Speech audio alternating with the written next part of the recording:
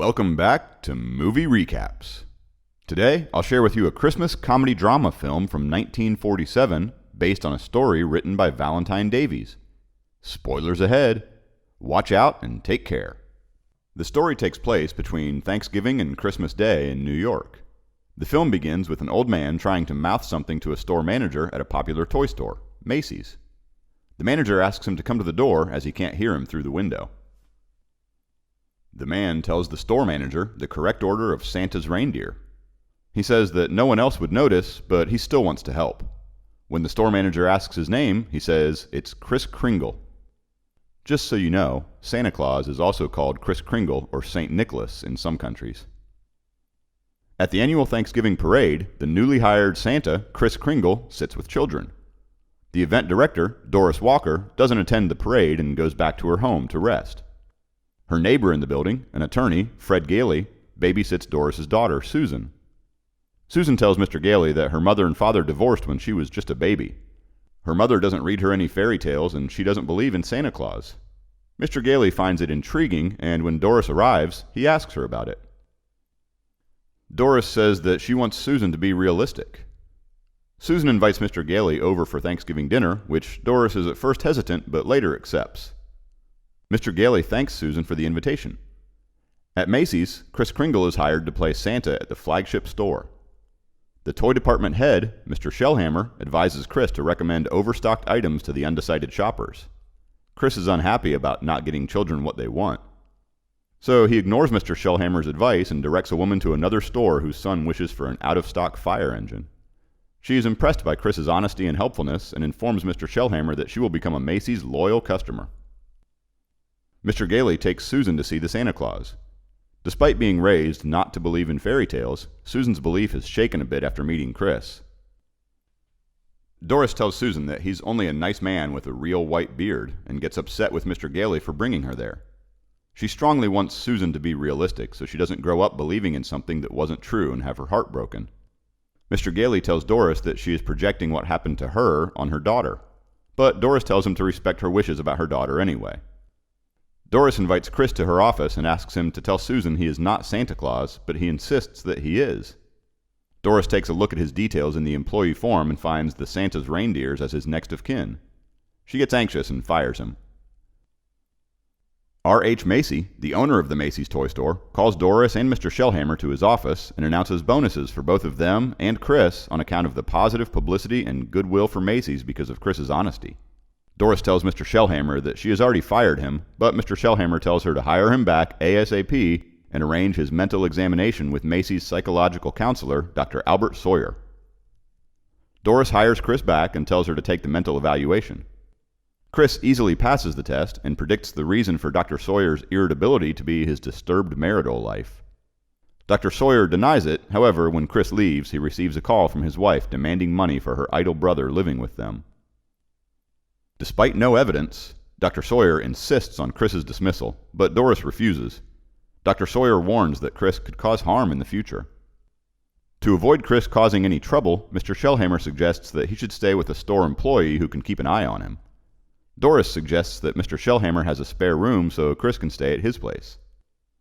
Mr. Shellhammer agrees, but before he can make any arrangements, he asks Doris to take him home for dinner that night. At home, Susan bonds with Kris, who teaches her imagination and pretend playing. Mr. Gailey and Doris talk in the kitchen, becoming more acquainted. Seeing Kris and Susan playing a game pretending to be monkeys, Doris tells Mr. Gailey that she will have nightmares about this. However, Mr. Gailey says still it would be fun in daytime. Mr. Shellhammer calls to tell them the room is available, but Kris says that he has already accepted Mr. Gailey's offer to stay with him. After dinner, Kris asks Susan for her Christmas wish. She shows him a picture of her dream house torn from a magazine. Susan reveals that she wants that house for Christmas. Kris reluctantly promises he would do his best to fulfill her Christmas wish.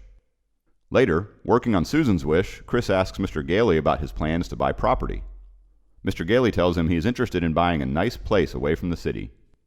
Before going to bed, Kris makes a pact with Mr. Gailey that Kris will work on Susan's cynicism and Mr. Gailey will work on Doris's. Mr. Gailey asks one final question before switching off the lights. Does Santa tuck his beard in or keep it out of the duvet? Kris keeps it out and says cold air helps it grow. To avoid looking greedy, the owner of the rival toy store, Mr. Gimbel's, implements and further expands the same policy to send customers to Macy's if they don't have anything in stock. The initiative forces Macy's and others to reciprocate. As a consequence, Kris does the impossible, reconciling bitter rivals Macy and Gimbel. Later that night, Kris reads a bedtime story to Susan. She reinforces her Christmas wish and tells Kris about an annual function at their school in which a modern Christmas play is to be performed. Modern means a Christmas without Santa Claus.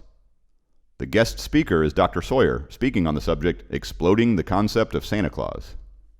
At the function, Dr. Albert Sawyer speaks about the concept of Santa Claus to not be true.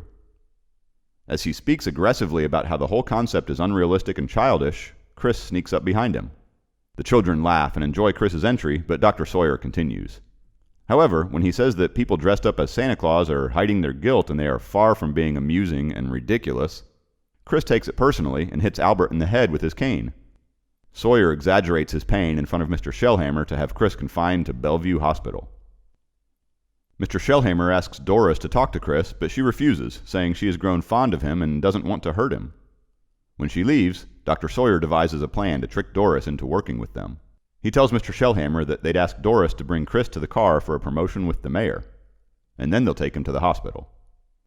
Believing Doris to be in on the deception, Kris deliberately fails his examination and is recommended for permanent commitment at the hospital.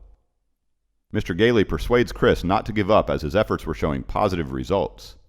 Kris determines to rebound and asks Mr. Gailey to help him out at the court. Dr. Gailey decides to file a case. Kris gets excited and says this public hearing will answer the questions about the existence of Santa Claus once and for all. Newspapers print headlines about the court hearing about the Goodwill Santa at Macy's. At a hearing before Judge Henry X. Harper, District Attorney Thomas Mara gets Kris to assert that he is Santa Claus and rests his case. Mr. Gailey argues that Kris actually is Santa. Everyone at the court gasps and the hearing is adjourned. Doris quarrels with Mr. Gailey because he quits his law firm to defend Kris.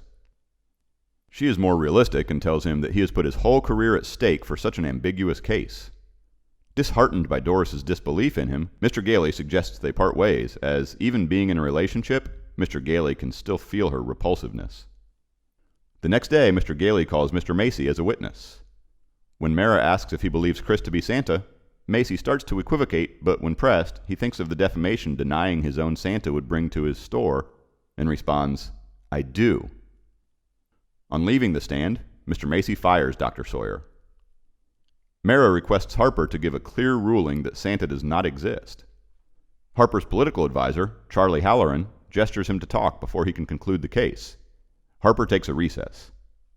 In private, Charlie warns him that giving a ruling that Santa does not exist would be disastrous for his upcoming re-election bid. Harper buys time by hearing evidence. Mr. Gailey then calls Mara's own young son, who testifies that his father told him that Santa was real.